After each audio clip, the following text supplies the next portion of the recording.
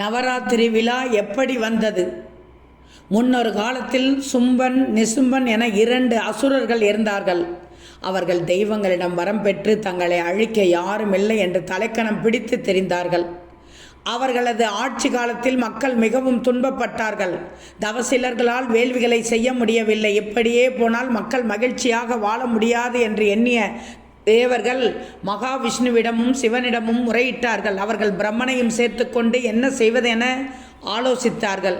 ஆண்கள் யாராலும் இந்த 2 அசுரர்களையும் வெல்ல முடியாது என்பது வரம். அதனால் தேவர்களும் மூவர்களும் அன்னை ஆதிசக்தியை நோக்கி பிரார்த்தித்தனர். மக்களின் துன்பம் கண்டு அவளும் மங்கையின் வடிவம் கொண்டு பூமிக்கு வந்தாள். பிரம்மா, விஷ்ணு, சிவன் என மூவரும் தங்களுடைய சக்திகளை எல்லாவற்றையும் ஒன்று திரட்டி அன்னைக்கு அழித்துவிட்டு சிலையானார்கள். இதேபோல் இந்திரனும் அஸ்ததிக்கு பாலர்களும் தங்களுடைய ஆயுதங்களை எல்லாம் அழித்திட்டு சிலையாக நின்றார்கள். அப்படி அவர்கள் நின்றதால் தான் அதை குறிக்கும் வகையில் பொம்மை கொழு வைக்கும் பழக்கம் வந்தது. புரிகிறதா? அந்த நாட்களில் போருக்கு என்று சில சட்டதிட்டங்கள் உண்டு. மாலை நேரம் சூரிய அஸ்தமனமான பிறகு போர் புரிய மாட்டார்கள். படைகள் தங்கள் கூடாரங்களில் ஓய்வெடுத்துக் கொள்ளும். அப்போது அன்னையின் படைக்கு ஊக்கம் கொடுக்கவும் மறுநாளைய போரில் உற்சாகமாக போரிடம் வேண்டி அன்னையை குறித்த ஆடல் பாடல் போன்ற கலை நிகழ்ச்சிகள் நடைபெறும். இது 9 இரவுகள் நடந்தது. அதனாலேயே நவராத்திரியாக கொண்டாடுகிறோம். நவராத்திரியின் 9 நாட்களும் முப்பெரும் தேவியரின் வழிபாடு.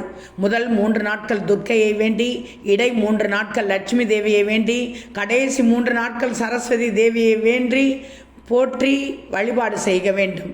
முதல் 3 நாட்களில் துர்க்கையை மகேஸ்வரி, கௌமாரி, வராகியாகவும், இடை 3 தினங்களில் லட்சுமி தேவியை மகாலட்சுமி, வைஷ்ணவி, இந்திராணியாகவும், கடைசி 3 நாட்களில் சரஸ்வதி தேவியை சரஸ்வதி, நரசிம்ஹி, சாமுண்டியாகவும் முறையாக வழிபாடு செய்ய வேண்டும்.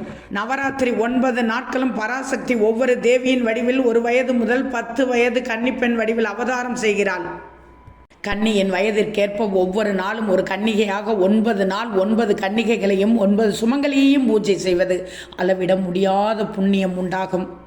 அனைத்திலும் தேவியே உள்ளாள் என்பதை உலகுக்கு உணர்த்தவே நவராத்திரி நாட்களில் கொலு வைக்கப்படுகிறது. இந்த 9 நாட்களில் தினமும் பகலில் சிவ பூஜையும் இரவில் அம்பிகை பூஜையும் செய்வதே சரியான வழிபாடு.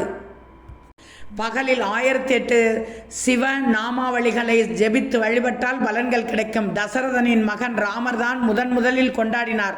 அதன் பின் தான் அவருக்கு சீதை இருக்கும்படி தெரிந்தது என்று கூட கூறப்படுவதும் உண்டு. ஓம் சக்தி, பராசக்தி, சர்வம் சக்திமயம்.